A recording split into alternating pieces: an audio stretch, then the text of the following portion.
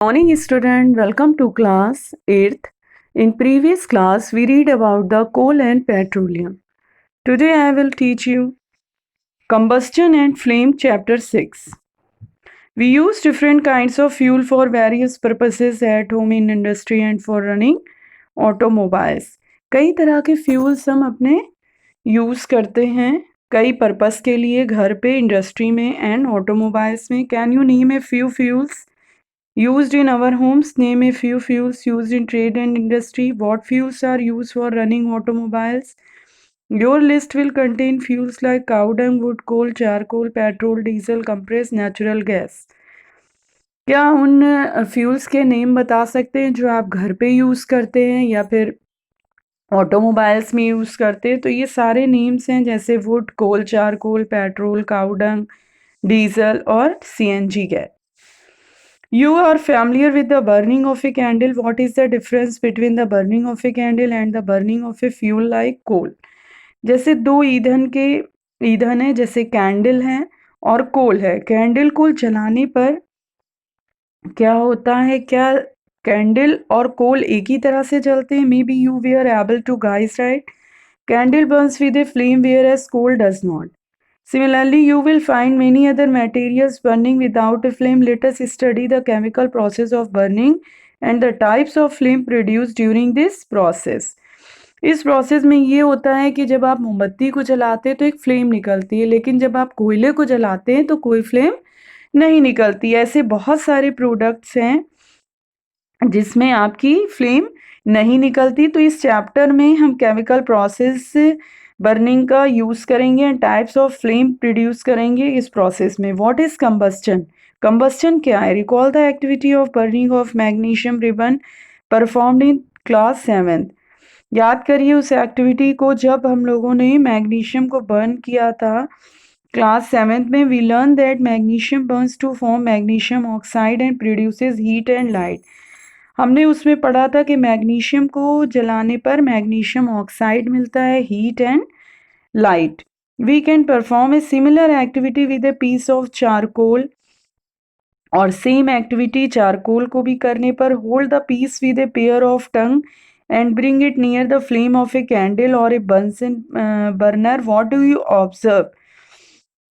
जब हम उसको एक कोयले को पकड़कर कैंडल के पास ले जाएंगे तो क्या हम ऑब्जर्व करते? We find the charcoal burns in air. We know that coal too burns in air producing carbon dioxide, heat and light.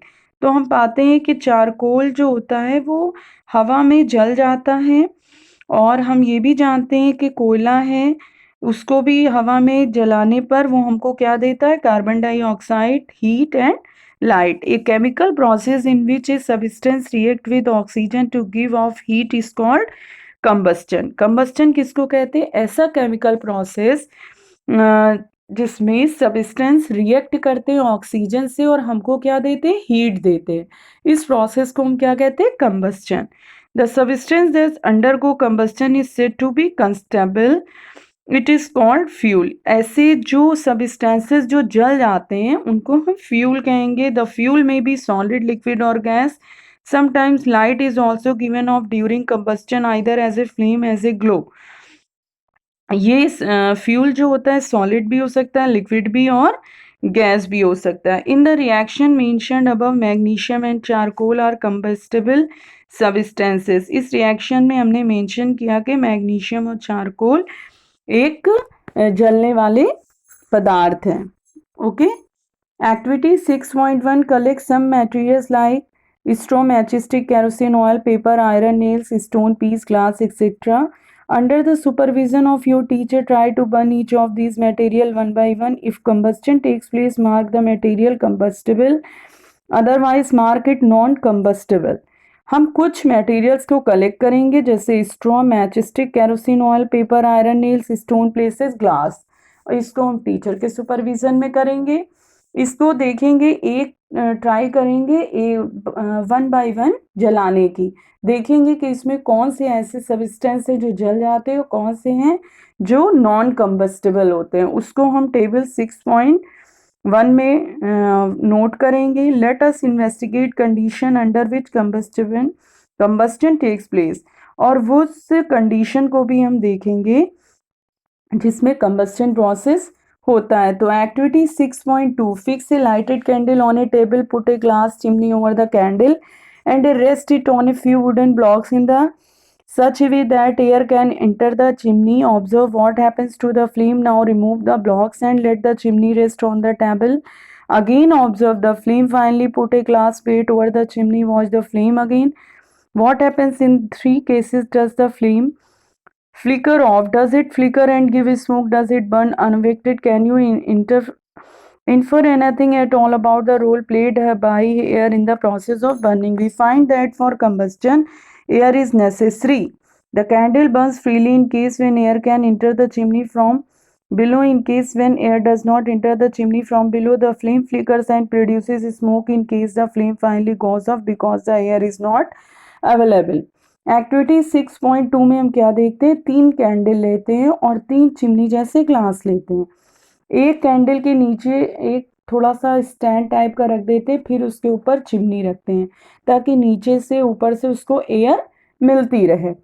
Second process में क्या करते हैं कि हम उसको थोड़ा स्टैंड नहीं रखते हैं, डायरेक्ट कैंडल उसके ऊपर चिमनी, ऊपर से खुला हुआ है, एयर मिल रही है।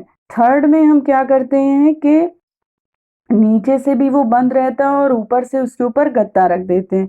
तो हम क्या पाते हैं कि ए में हम ए प्रोसेस में देखेंगे कि कैंडल कंटिन्यू जल रही है क्योंकि वो हवा के कांटेक्ट में, एयर के कांटेक्ट में है।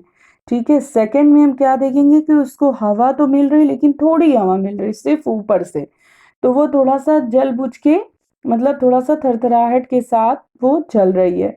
थर्ड में क्या देखेंगे कि कैंडल पूरी तरह बुझ गई क्योंकि उसको ना नीचे से एयर मिल रही थी और ना ऊपर से।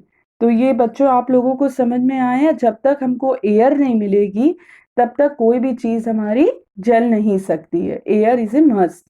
Okay, you understand children? I hope you all understand. We will continue next topic in next video. Okay, thank you children.